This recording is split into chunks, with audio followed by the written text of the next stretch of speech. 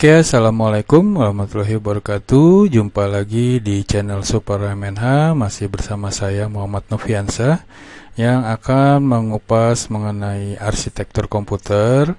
Nah, di video kali ini kita akan bahas mengenai set instruksi mode dan format pengalamatan. Kita akan bahas seperti apa set instruksi yang dijalankan oleh CPU ya tentunya, dan bagaimana format pengalamatan dari data, dari instruksi tersebut ataupun dari hasil dari pengolahan datanya itu yang ditempatkan di suatu alamat di dalam memori, baik itu memori di dalam di dalam register dan lain sebagainya.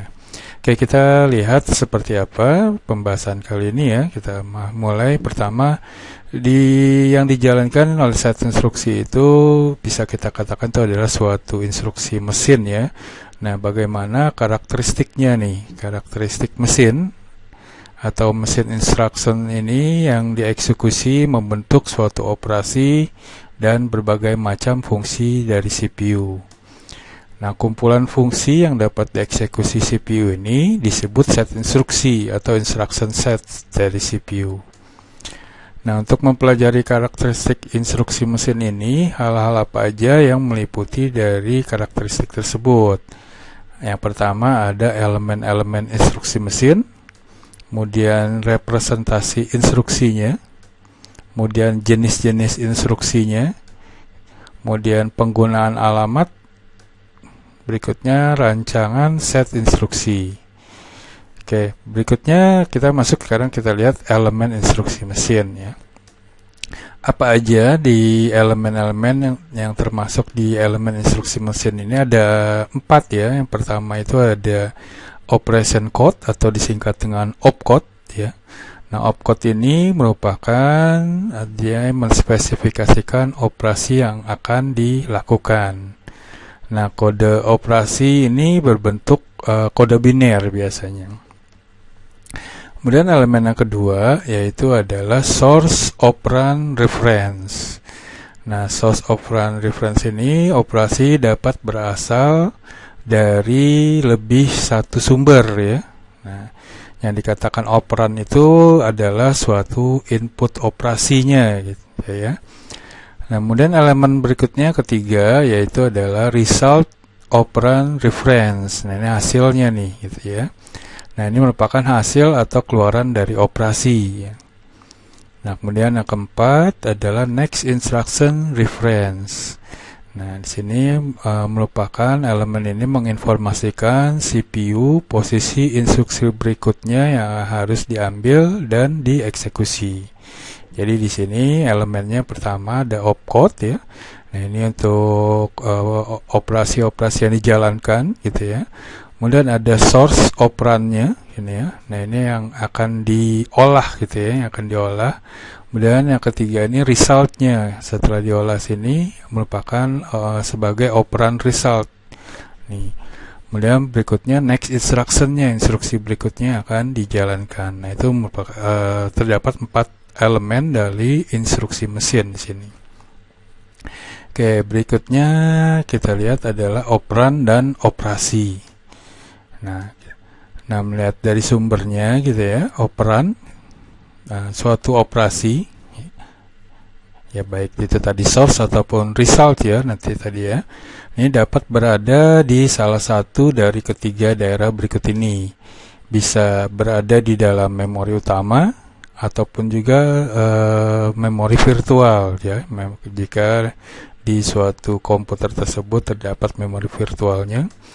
Kemudian operandnya tersebut berada bisa di dalam register ya, di dalam CPU, register yang ada di dalam CPU, ataupun juga di dalam perangkat I/O gitu ya, yang dikirim melalui modul I/O ya, di pembahasan di video kita sebelumnya. Jadi terdapat di 3 daerah ini nih operan-operan yang berada yang akan dijalankan oleh opcode ya, operasi code ini. Ada tadi memori utama gitu ya, walaupun bisa juga memori virtual di register atau di perangkat I/O. Oke, berikutnya representasi instruksi.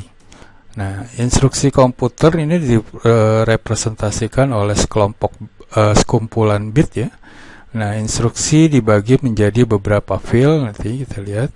Nah, field-field ini diisi oleh elemen-elemen instruksi yang membawa informasi bagi operasi CPU. Nah, layout instruksi dikenal dengan format instruksi. Nah, format instruksi itu apa? Format instruksi formatnya berbentuknya seperti ini. Ada dua ya, opcode dan alamat. Nah, ini operan, ini operasinya tadi ya, opcode, spasi biasanya, kemudian alamat. Alamatnya tempat data atau instruksi yang akan dijalankan, gitu ya. Oke, opcode di sini ya direpresentasikan bentuknya itu nanti dengan singkatan-singkatan. Yang singkatan-singkatan ini disebut dengan mnemonik, gitu ya, mnemonik. Nah, mnemonik ini mengindikasikan suatu operasi bagi CPU. Contohnya mnemonik, sini kita lihat ada add ya. Add itu digunakan untuk penambahan. Ada sub, berasal dari subtract ya. Subtract itu pengurangan. Jadi nanti opcode-nya kita kan karena di mnemonik ini kan singkatan ya, jadi menggunakan sub gitu ya, sub sebagai pengganti untuk subtract pengurangan. Ataupun juga load. Load ini dari loading ya, memuatkan data ke memori. Sini di penggunaan singkatannya atau mnemoniknya digunakan adalah load. Nah, itu contoh-contohnya, nanti ada contoh-contoh lainnya kita lihat di berikutnya ya nanti ya. Nah, kemudian sini ada contoh representasi operan secara simbolik gitu ya. Misalkan perintah sini, ini opcode-nya add, kemudian X, Y, ini adalah alamatnya tadi ya, atau operan sini. Nah, sini perintah ini add spasi X, Y gitu ya. Nah, sini artinya tambahkan nilai yang berada pada lokasi Y sini ke register X. Jadi tambahkan add ya, gitu penambahan, tambahkan yang ada di nilai yang ada di lokasi. Jadi bukan nilainya, ini adalah lokasinya, alamatnya gitu ya. Lokasi Y ke register yang ada di alamat X. Nah, ditambahkan gitu ya, nanti ditambahkan, kemudian simpan hasilnya di register X. Jadi nanti register X di sini, di dalam register X di suatu alamat yang ada di alamat X ini adalah hasil dari pertambahan nilai yang ada pada X sebelumnya ditambah dengan Y gitu ya. Nah, itu adalah contoh operasi atau format instruksi yang dijalankan gitu ya. Format contohnya. Nah, di sini programmer dapat menuliskan program bahasa mesin dalam bentuk simbolik gitu ya. Misalkan X sama dengan A ditambah B misalkan seperti itu. Atau setiap opcode simbolik memiliki representasi biner yang tetap dan programmer dapat menetapkan lokasi masing-masing operan. Oke, itu jadi format instruksinya seperti ini. Saya kembali lagi, ini ada opcode-nya, nanti bisa add, sub, load, nanti ada move gitu ya. Ini berbentuk dari sebuah singkatan-singkatan disebut mnemonik. Kemudian nanti sini adalah alamatnya. Jadi yang dijalankan, instruksi yang dijalankan, nanti datanya berdasarkan alamatnya, bukan datanya secara langsung gitu ya. Biasanya umumnya berdasarkan alamatnya. Oke, itu format instruksinya. Kita lanjut ya. Nah, jenis-jenis instruksi apa aja yang ada gitu ya. Contoh ekspresi bilangan misalkan X sama dengan X tambah Y, seperti contoh sebelumnya ya tadi ya, X sama dengan X tambah Y. Nah, di sini X dan Y ini berkorespondensi dengan lokasi 513 dan 514. Jadi X ini berada di lokasi alamat address-nya ya, alamat dari data tersebut ada di alamat 513 dan 514 untuk Y gitu ya. Oke, jadi pernyataannya di bahasa tingkat tinggi menginstruksikan komputer untuk melakukan langkahnya sebagai berikut. Yang pertama, memuatkan sebuah register dengan isi lokasi memori di 513. Kemudian berikutnya tambahkan isi lokasi memori 514 ke register 513 gitu ya, nih ke register ya. Kemudian setelah itu simpan isi register ke lokasi memori 513. Jadi di sini kita dimuatkan sini di alamat 513 ya tadi sini. Kemudian berikutnya tambahkan isi lokasi. Jadi memori 514 sini ke 513 ditambahkan gitu ya. Nah, hasilnya nanti dia akan disimpan ke dalam register X. Nah, jadi dari suatu pernyataan matematika ini nanti programmer akan membuat perintahnya terdiri dari 3 seperti ini, 3 perintah yang akan dijalankan. Oke ya, kita lanjut. Berikutnya, jenis-jenis kumpulan unik dari set instruksi ada 4 ya. Pertama ada pengolahan data atau data processing. Kemudian ada perpindahan data, data movement. Kemudian ada penyimpanan data, data storage. Kemudian ada control RLN program atau program flow control. Nah, kita lihat lagi yang disebut dengan data processing atau pengolahan data ini. Dia meliputi operasi-operasi aritmetika dan logika ya, karena dijalankan oleh ALU ya. Nah, operasi aritmetika memiliki kemampuan komputasi untuk pengolahan data numerik, sedangkan instruksi logika beroperasi terhadap bit-bit word sebagai bit ya, bukan sebagai bilangan, sehingga instruksi ini memiliki kemampuan untuk pengolahan data lainnya yang biasa dijalankan oleh ALU ya. Nah, berikutnya perpindahan data atau data movement. Nah, ini berisi instruksi perpindahan data antar register maupun modul I/O untuk dapat diolah oleh CPU, maka diperlukan instruksi-instruksi yang bertugas untuk memindahkan data operan yang diperlukan. Kemudian penyimpanan data. Nah, sini berisi instruksi-instruksi penyimpanan ke memori. Nah, instruksi penyimpanan sangat penting dalam operasi komputasi ya, karena data tersebut akan digunakan untuk operasi berikutnya. Nah, minimal untuk ditampilkan pada layar harus diadakan atau dilakukan penyimpanan walaupun untuk sementara. Jadi perlu ada penyimpanan data atau data storage ini. Kemudian berikutnya keempat, program flow control. Nah, di sini berisi instruksi pengontrolan operasi dan pencabangan. Nah, instruksi ini berguna untuk pengontrolan status dan mengoperasikan pencabangan ke set instruksi lainnya. Oke, itu jenis-jenis dari kumpulan set instruksi ya. Berikutnya jumlah alamat. Nah, jumlah alamat yang akan dijalankan dari suatu set instruksi ini. Nah, alamat per set instruksi yang lebih sedikit akan membuat instruksi lebih sederhana dan pendek, gitu ya. Tetapi lebih sulit mengimplementasikan fungsi-fungsi yang diinginkan. Jadi, alamat yang digunakan bisa sedikit atau bisa tidak kita gunakan, gitu ya. Nah, jadi semakin sedikit dari alamat yang digunakan, maka instruksinya juga akan menjadi lebih panjang pastinya ya. Nah, kemudian karena instruksi CPU sederhana, maka rancangan CPU juga lebih sederhana. Nah, jumlah bit dan referensi per instruksi lebih sedikit sehingga fetch gitu ya, pengambilan data itu, dan eksekusi menjadi lebih cepat. Kemudian jumlah instruksi per program biasanya jauh lebih banyak. Pada jumlah alamat per instruksinya banyak, jumlah bit dan referensi instruksi lebih banyak sehingga waktu eksekusi menjadi lebih lama gitu ya. Karena semakin banyak yang digunakan, alamat yang digunakan, jumlah bitnya juga pastinya lebih banyak, waktu eksekusi pastinya menjadi lebih lama juga. Nah, di sini diperlukan register CPU yang banyak, namun operasi antar register lebih cepat. Kemudian lebih mudah mengimplementasikan fungsi-fungsi yang kita inginkan.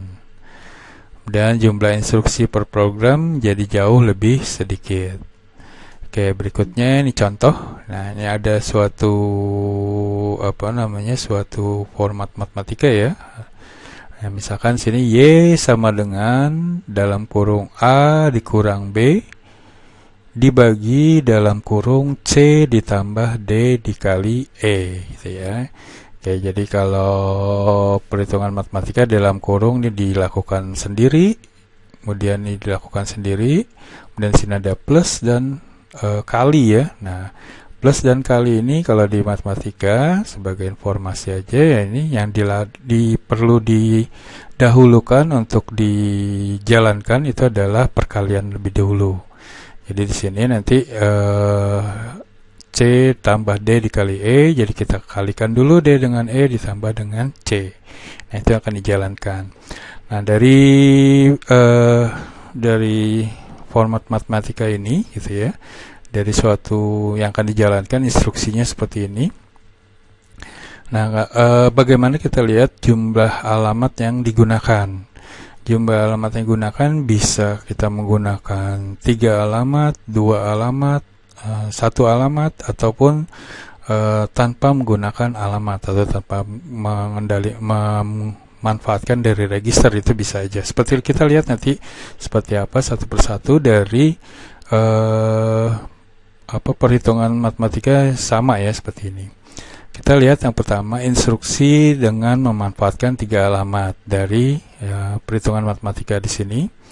Nah, ini dari perhitungan matematika ini, kalau kita menggunakan 3 alamat, kita akan memiliki 4 instruksi di sini. Set instruksi memiliki 4 satuan instruksi.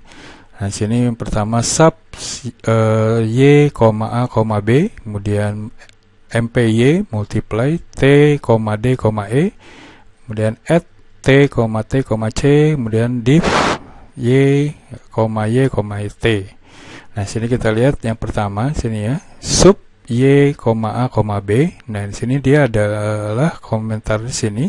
Dia menjalankan sub itu pengurangan tadi ya. Jadi mengurangkan yang ada di alamat A dan alamat B. Nanti akan ditempatkan di Y gitu ya.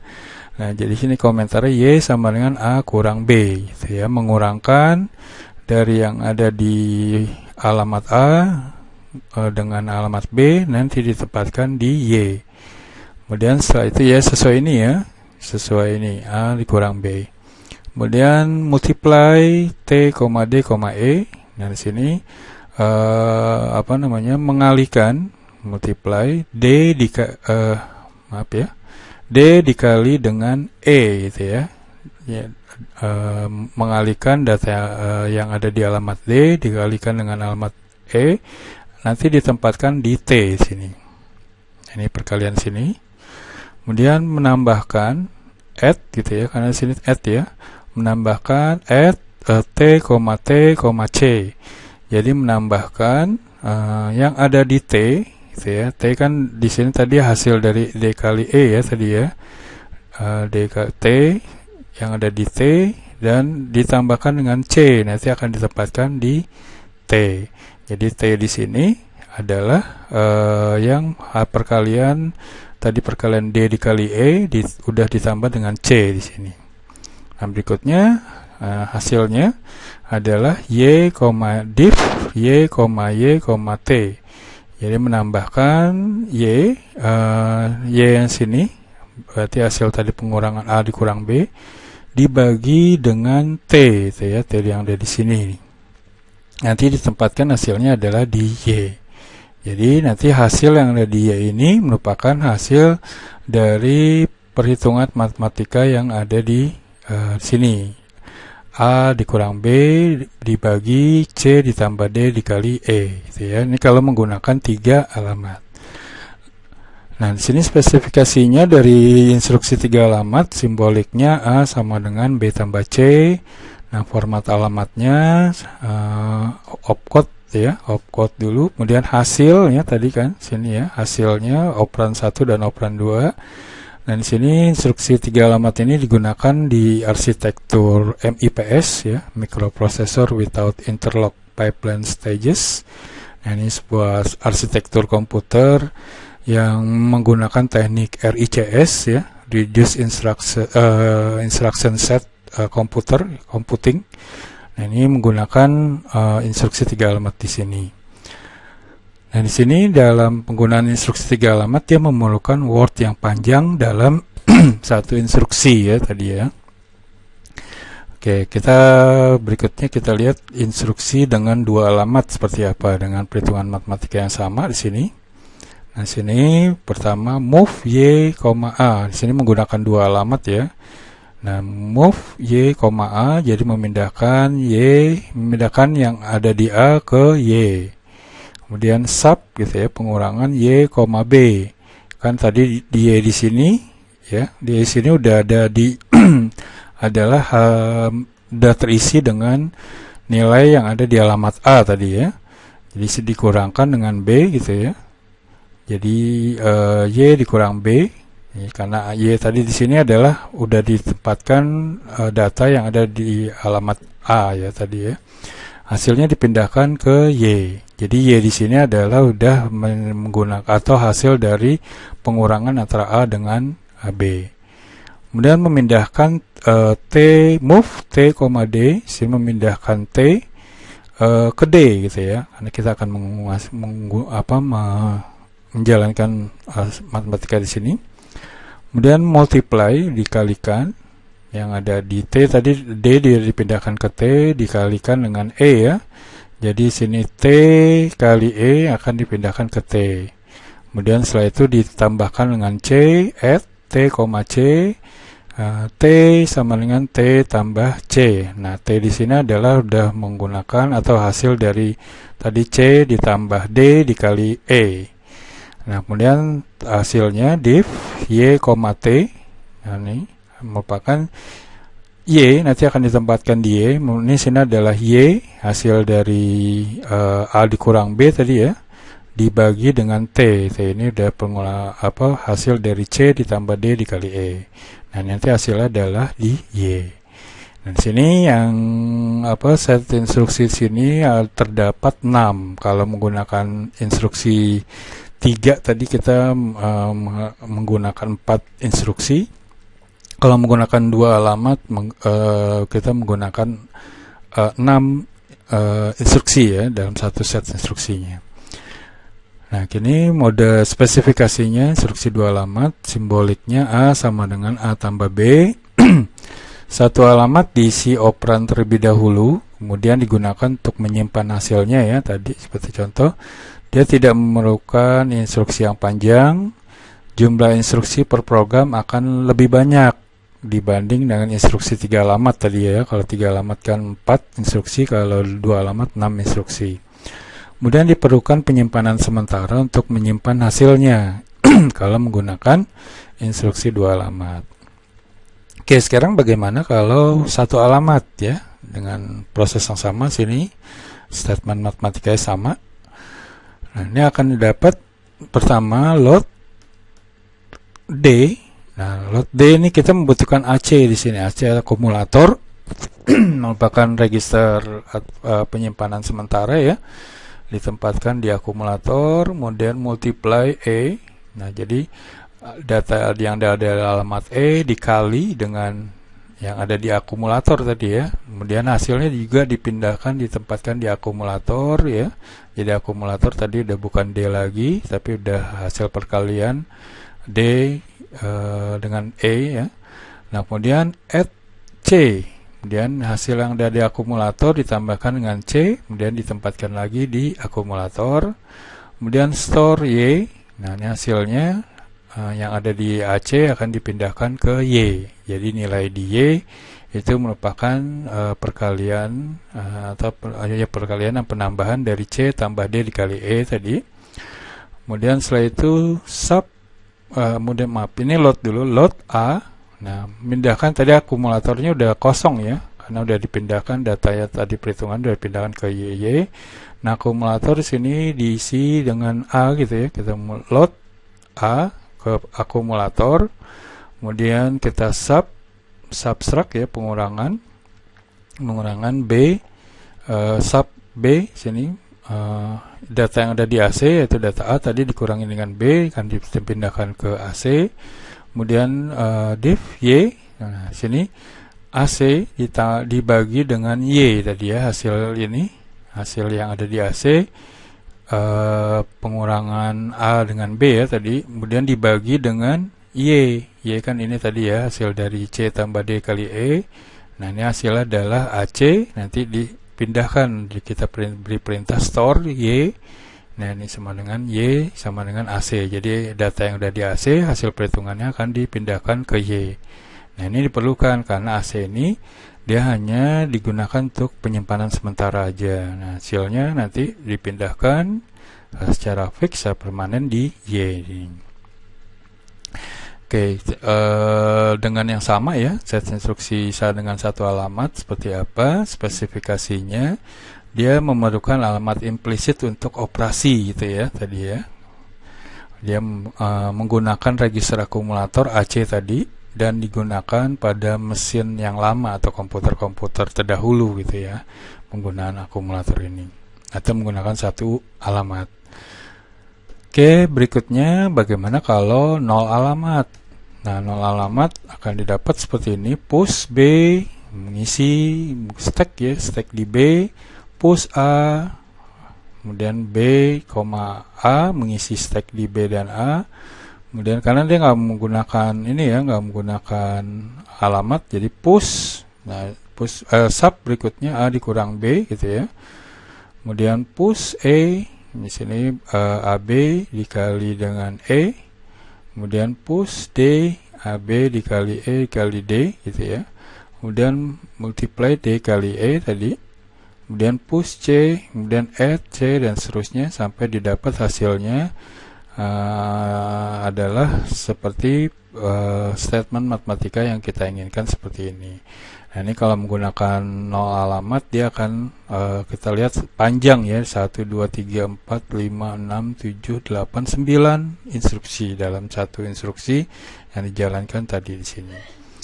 Oke, spesifikasinya seperti apa kalau instruksi 0 alamat sini? Seluruh alamat yang digunakan adalah implisit, jadi nggak menggunakan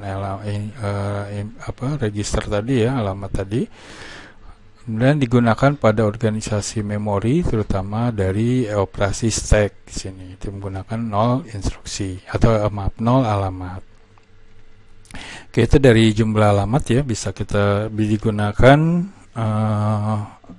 0 alamat, 1 alamat, 3 alamat, atau 2 alamat.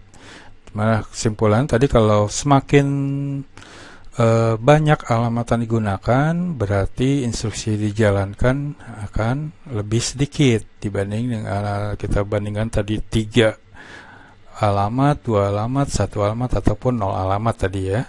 Oke.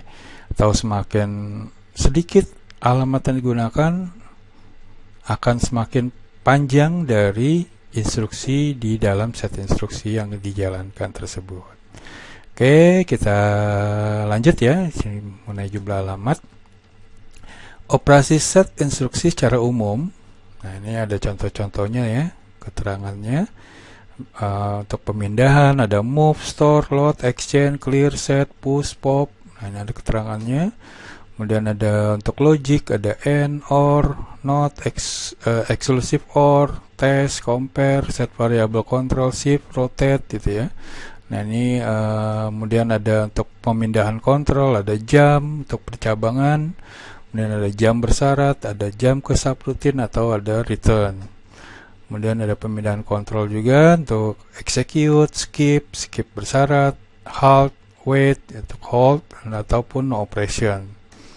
Kemudian ada input-output, ada untuk input ya, untuk read, output untuk write, kemudian start I/O, test I/O ya. Kemudian ada konversi, ada translate, ada convert ya. Nah, itu set instruksi yang umum nih yang digunakan ya dalam penggunaan dari set instruksi yang dijalankan seperti contoh tadi seperti itu. Oke, berikutnya kita masuk ke transfer data. Nah, transfer data, instruksi transfer data harus bisa menetapkan lokasi operan sumber, lokasi operan tujuan, panjang data yang akan dipindahkan, kemudian juga mode pengalamatannya. Nah, sini apabila kedua atau sebuah atau kedua operan berada di dalam memori, maka CPU harus melakukan sebagian ataupun seluruh tindakan berikut ini. Pertama, dia menghitung alamat memori yang didasarkan pada mode pengalamatannya. Kemudian apabila alamat mengacu pada virtual memory, gitu ya, harus dicari alamat memori sebenarnya, gitu ya. Jadi kan alamat virtual memory itu ada di dalam, tetap aja dia menggunakan space yang ada di dalam memori fisik ya. Nah, alamat yang digunakan walaupun dengan virtual memory harus digunakan adalah alamat yang secara fisiknya, gitu ya. Kemudian menentukan apakah alamat berada dalam cache memory, dan bila tidak ada di dalam cache memory, dikeluarkan perintah ke modul memori. Kemudian berikutnya teknik pengalamatan, ada 7, ada immediate addressing, ada direct addressing, kemudian ada indirect addressing, kemudian ada register addressing, ada register indirect addressing, kemudian ada displacement addressing, ada stack addressing. Nah, ini perbedaannya dari ke-7 teknik pengalamannya ya, kita bisa bandingkan sini. Ada mode immediate addressing tadi. Nah, operannya, algoritmanya operannya sama dengan A. Nah, keuntungan immediate ini dia tidak ada referensi memori, namun kerugiannya besaran operan akan terbatas. Kemudian direct addressing EA ya, sama dengan A. Keuntungannya di sini sederhana, ruang alamat terbatas kerugiannya. Kemudian ada indirect EA sama dengan dalam kurung A. Nah, keuntungannya kalau indirect ini ruang alamat besar, namun kerugiannya referensi memori yang akan menjadi berganda kan. Kemudian register addressing EA sama dengan R ya. R itu register ya. Nah, keuntungannya di register addressing ini dia tidak ada referensi memori. Nah, ruang alamat terbatas kerugiannya. Kemudian register indirect EA sama dengan dalam kurung R. Nah, keuntungannya register indirect addressing sini ruang alamat menjadi besar, referensi memori menjadi ekstra, itu kerugiannya. Kemudian ada displacement addressing EA sama dengan A ditambah dalam kurung R. Nah, keuntungannya itu menjadi lebih fleksibel, namun kerugiannya akan menjadi lebih kompleks ya. Dan stack addressing EA sama dengan puncak stack. Nah, keuntungannya di sini dia tidak ada referensi, ya, namun kerugiannya aplikasi memori menjadi terbatas. Nah, keterangannya seperti ini. A itu adalah isi dari suatu file alamat di dalam instruksi ya. Dan EA itu adalah alamat aktualnya, efektif sebuah lokasi yang berisi operasi yang direferensikan. Kemudian dalam kurung X ya, atau dalam kurung R, sini adalah isi dari lokasi X. Berarti kalau dalam kurung R, isi dari lokasi R atau di register tersebut. Oke, berikutnya kita lihat format-format instruksi. Yang disebut dengan format instruksi ini, dia akan menentukan layout bit dari suatu instruksi. Nah, format instruksi harus mencakup opcode, dan secara implisit atau eksplisit ya. Nah, tadi bisa 0 alamat, 1 alamat, 3 alamat gitu mungkin ya, atau 0 operan ataupun lebih. Kemudian seluruh operan eksplisit direferensikan dengan menggunakan salah satu mode pengalamatan yang ada ya. Kemudian secara implisit atau eksplisit, format harus dapat mengindikasikan mode pengalamatan seluruh operannya. Pada sebagian besar set instruksi digunakan lebih dari satu format instruksi. Nah, format-format instruksi ini meliputi apa aja? Yang pertama ada panjang instruksinya, kemudian dari format instruksinya, ada format alamatnya, mode pengalamatan, dan kode instruksi.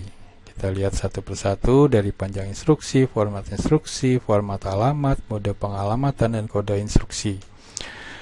Kita lihat pertama panjang instruksi ya. Nah, panjang instruksi ini umumnya pemrograman menginginkan opcode, operan, dan mode pengalamatan yang lebih banyak, ya, serta range alamat yang lebih besar. Umumnya pemrograman diinginkan seperti itu. Kemudian dengan adanya opcode dan operan yang lebih banyak akan memudahkan pekerjaan pemrograman. Mode pengalamatan yang lebih banyak akan menghasilkan atau memberikan fleksibilitas yang lebih besar terhadap pemrogram dalam mengimplementasikan fungsi-fungsi tertentu seperti manipulasi tabel ataupun percabangan yang jumlahnya banyak. Nah, dengan bertambahnya ukuran memori utama dan semakin banyaknya pemakaian memori virtual, pemrogram akan dapat mengalamati jangkauan memori yang lebih besar. Kemudian kecepatan perpindahan memori tidak dapat diatasi dengan penambahan kecepatan prosesor, gitu ya. Sekarang kita lihat format instruksi. Nah, format instruksi ini organisasi internal pada komputer dinyatakan oleh instruksi-instruksi yang dapat dijalankannya. Nah, suatu instruksi merupakan suatu tata cara yang digunakan oleh komputer untuk menyatakan operasi-operasi, ya, seperti add, store, load, move, atau branch, seperti beserta untuk menentukan lokasi data di mana dari suatu operasi akan dikerjakan. Nah, masih di format alamat sini, kemudian berikutnya format alamat. Pengkodean biner pada setiap komputer memiliki format kode instruksi tersendiri. Pada komputer-komputer terdahulu, setiap instruksi terdiri dari opcode, ya, sebuah opcode dan 4 fil alamat seperti di contoh kita sebelumnya. Misalkan seperti ini, opcode, kemudian operan 1, operan A, operan 0, operan 1, operan 2, dan 3. Di sini opcode spasi, ya, A0, A1, A2, A3. Nah, di sini A0 itu merupakan alamat operan pertama, kemudian A1 merupakan alamat operan kedua, kemudian A2 itu alamat di mana hasil operan akan disimpan, ya. Kemudian A3 alamat dari instruksi berikutnya. Nah, ini umumnya seperti ini komputer-komputer terdahulu, ya, terdiri dari sebuah opcode dan 4 fil alamat. Dan berikutnya mode pengalamatan. Nah, suatu mode pengalamatan dapat digunakan untuk menentukan suatu alamat tempat untuk di mana operan akan di-fetch, akan diambil, ya, tadi, ya. Kemudian beberapa teknik semacam ini dapat meningkatkan kecepatan pelaksanaan instruksi dengan menurunkan jumlah referensi pada memori utama dan meningkatkan jumlah referensi pada register kecepatan tinggi.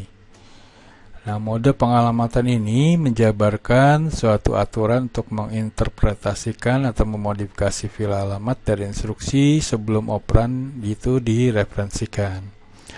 Pada semua mode pengalamatan lainnya, operan yang sesungguhnya tidak disimpan pada fil alamat, tetapi beberapa nilai dijabarkan dan digunakan untuk menentukan operasi dari operan. Oke, berikutnya kode instruksi. Nah, kode instruksi sini kita lihat, selain dari representasi data, kode biner juga digunakan untuk membuat instruksi kontrol dalam komputer yang disebut dengan kode instruksi di sini.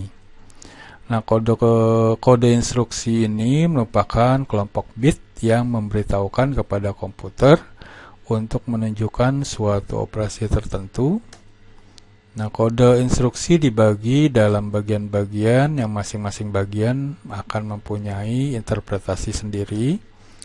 Nah, bagian yang paling pokok adalah kode operasi atau opcode atau operation code tadi.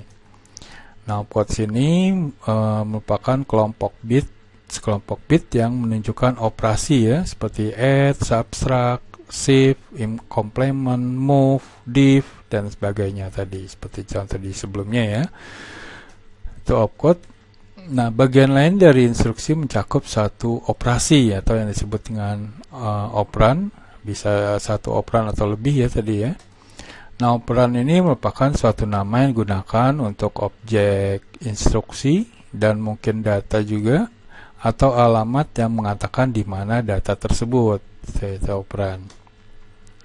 Nah, untuk membuat kode instruksi dalam komputer harus dalam berbentuk kode biner seperti kode operasi load ataupun store. Nah, load di sini merupakan dia mengcopy bilangan dari lokasi memori ke dalam register. Kalau sedangkan store itu dia mengcopy bilangan dari register ke dalam lokasi memori, gitu ya. Nah, itu pembahasan kita ya kali ini. Semoga dapat dipahami mengenai set instruksi ini yang dijalankan oleh komputer ya. Kalau tadi mungkin instruksinya cuma beberapa, tapi yang dijalankan oleh komputer itu bisa sampai jutaan gitu ya, jutaan instruksi yang dijalankan dalam 1 detik misalnya, seperti itu. Oke, semoga dapat membantu kalian dalam memahami mengenai arsitektur komputer ini ya, yang pembahasan kita kali ini mengenai set instruksi mode dan juga format pengalamatan di sini. Oke, untuk itu saya ucapkan terima kasih ya bagi yang sudah menyaksikan video saya ini. Semoga dapat bermanfaat dan jangan lupa di like dan subscribe channel saya ini ya. Jadi nanti setiap ada video baru yang saya upload yang masih umumnya berkaitan dengan komputer, kalian akan mendapat notifikasi terlebih dahulu agar tidak ketinggalan ya, seperti itu. Oke, mungkin itu aja video saya kali ini. Saya tutup dengan ucapan assalamualaikum warahmatullahi wabarakatuh.